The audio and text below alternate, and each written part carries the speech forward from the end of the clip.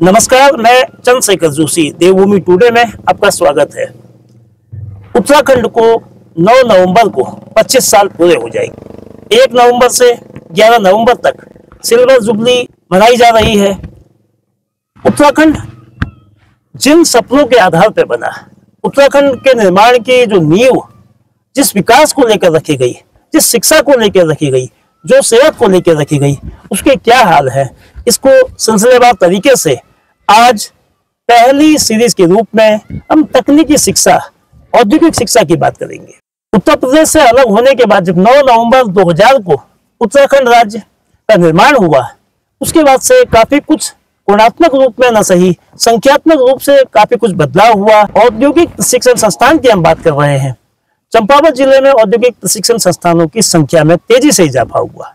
बनबसा से हम शुरुआत करते हैं। मैदान का बनबसा, पर्वतीय क्षेत्र में नेपाल सीमा से लगे तल्लादेश, पार्टी विकासखंड का भिंगराड़ा, लोहाघाट विकासखंड में दिगालीचौड़ और बालाकोट विकासखंड में 2 ITI, बालाकोट और रेगड़ू।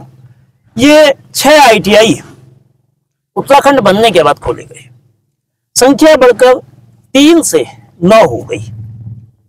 लेकिन ITI में पढ़ने वाले, ITI में औद्योगिक प्रशिक्षण को लेने वालों की जो संख्या है उसमें बढ़ोतरी नहीं हुई।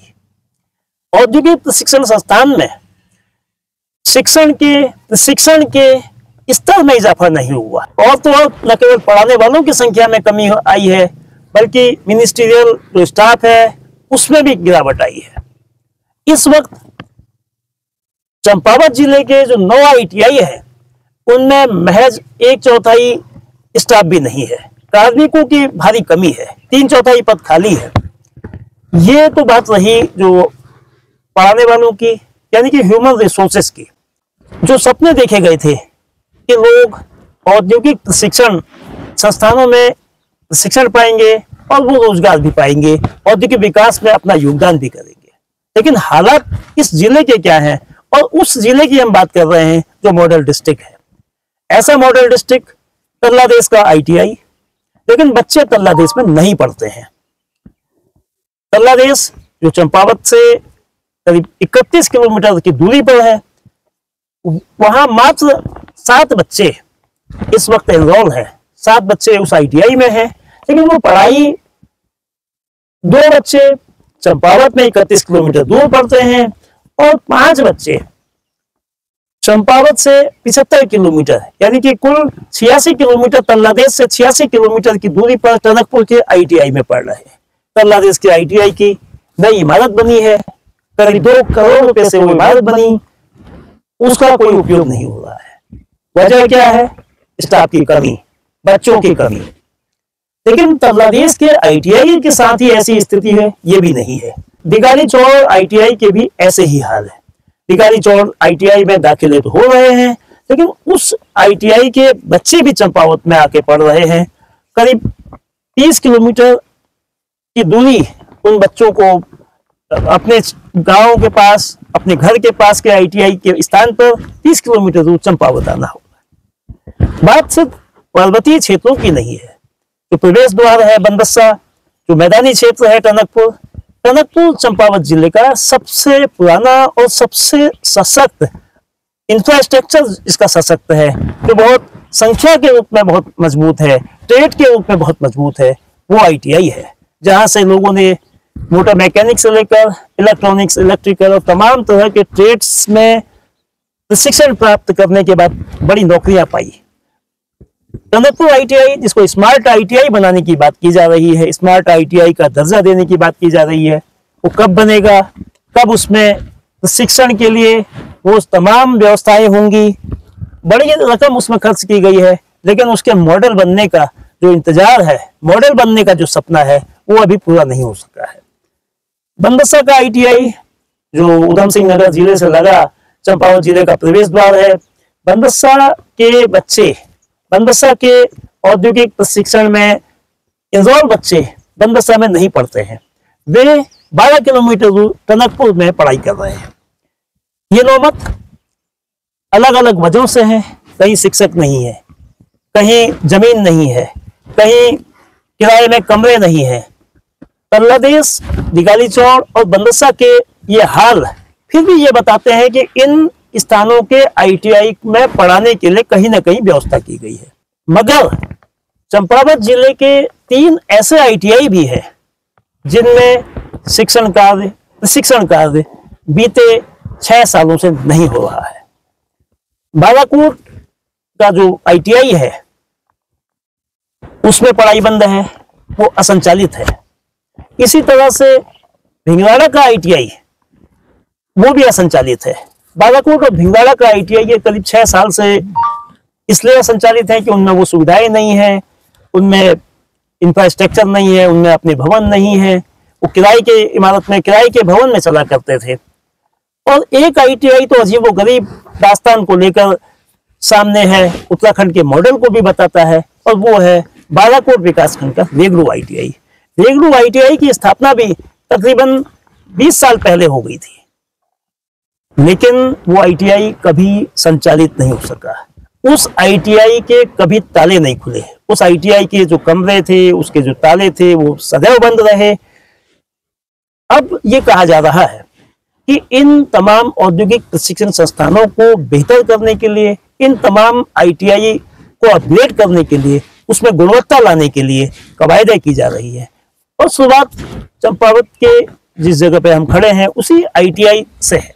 चंपावत के ITI को बेहतर करने के लिए टाटा टेक्नोलॉजी की जो लैब है उसका निर्माण हो रहा है, और उस टेक्नोलॉजी लैब के जरिए 1 साल में यह पूरा हो जाएगा। इसको सरकारी स्तर पर ये जो इंफ्रास्ट्रक्चर है इसको डेवलप किया जा रहा है, और टाटा की ओर से इसमें प्रशिक्षण दिया जाएगा, और वो लॉन्ग टर्म प्रशिक्षण होगा। करीब 30 ट्रेड ऐसे हैं जो लॉन्ग टर्म और शॉर्ट टर्म ट्रेड होगा। शॉर्ट टर्म ट्रेड 6 महीने से 1 साल के बीच का होगा, और लॉन्ग टर्म ट्रेड जो है वो 2 साल के होंगे।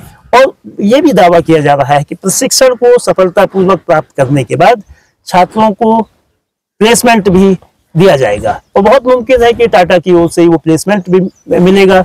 अगर ये होता है, भविष्य की संभावनाएं हैं, ये होता है तो एक उम्मीद जो 25 साल के राज्य में एक बड़ी उम्मीद नौजवानों के लिए, ऐसे हुनरमंद नौजवानों के लिए जो इंडस्ट्रियल ट्रेनिंग इंस्टीट्यूट में ITI में अपना भविष्य देखते हैं। लेकिन जो ITI नहीं चल रहे हैं वो क्यों नहीं चल रहे हैं? गांव के अधिकांश ITI तल्लादेश में इंफ्रास्ट्रक्चर है, बिल्डिंग है, लेकिन पढ़ाने वाले नहीं है, बच्चे भी नहीं है। बच्चे क्यों नहीं है? गांव में आबादी कम हो रही है, पलायन हो रहा है, सुविधाओं की कमी पलायन की वजह है, रोजगार की कमी पलायन की वजह है, आर्थिक तरक्की गाँव में नहीं हो रही है। गाँव में शिक्षा, स्वास्थ्य की जो स्थिति है उसका असर कहीं ना कहीं उन क्षेत्रों के दूसरे फील्ड्स पर भी पड़ रहा है।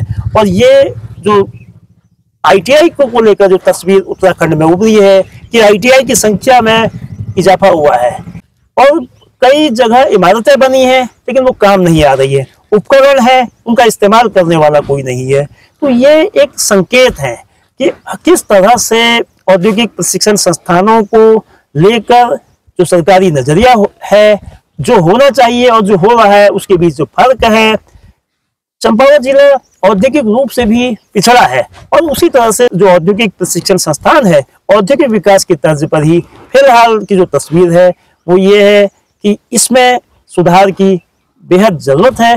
क्या ये सुधार अगले साल जब हम 26 साल पूरे हो जाएंगे, जब फिर इन मसलों पर चर्चा करेंगे, उसमें कुछ सुधार दिखेगा, या स्थिति ऐसी ही रहती है जैसे सिल्वर जुबली वर्ष में इस ITI की, यानी कि चंपावत जिले के ITI की है? इसका इंतजार करना होगा। सर, चंपावत डिस्ट्रिक्ट में इस समय 9 ITI हैं। इसमें से 3 ITI NCVT के अंतर्गत संचालित हैं, उसमें भी कुछ स्टेट SCVT से भी चल रहे हैं। स्टाफ की तो सर हर ITI में अत्यधिक कमी है, लगभग 30 से 35% पोस्टें भरी हुई हैं, और टीचिंग स्टाफ की तो 10% ही पोस्टें भरी हुई हैं, जबकि टीचिंग स्टाफ हर ट्रेड में एटलीस्ट 1 इंस्ट्रक्टर जरूरी है। वैसे हर यूनिट के लिए 1 टीचर होना जरूरी है। 4th क्लास की पोस्टें पहले उपनल से भरी जा रही थी, अब उपनल से भी भरने के लिए गवर्नमेंट ने मना कर दिया है, तो इसलिए 4th क्लास की पोस्टें 90% खाली हैं, जबकि पोस्ट 4th क्लास की भी बहुत ज्यादा जरूरी है, क्योंकि सफाई करने का काम है, बच्चों की क्लास वगैरह साफ करने का काम तो हम थोड़ा बहुत करवाते हैं फिर भी कि स्टाफ बच्चे कुछ भी करके, आप किसी भी ITI में जाएंगे तो आपको साफ सुथरा मिलेगा, लेकिन उसके लिए भी व्यवस्था नहीं है।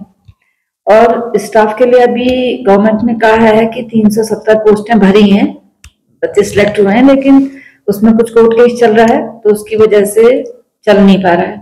बहुत मुश्किल से हम लोग इसको मैनेज कर रहे हैं कि जिसको भी, जैसे हमारे पास एक ASK है फिटर का, तो उसको हमने टीचर की क्लास दी हुई है, हालांकि उसका टीचर में भी सिलेक्शन हुआ है, तो हमने उसको फिटर की क्लास ही दे रखी कि स्टोर का काम हम लोग करवा लेंगे बाबू से, आप स्टोर की फिटर की क्लास ले लो। बस इस तरीके से किसी तरीके से मैनेज कर रखा है। अब आप खुद ही अगर देख रहे होंगे तो आपको लग रहा होगा कि कम संसाधनों में बहुत ही अच्छी तरह से सारे ITI चल रहे हैं। जो ITI अभी असंचालित चल रहे हैं उनको भी शायद इस सत्र से संचालित किया जाएगा।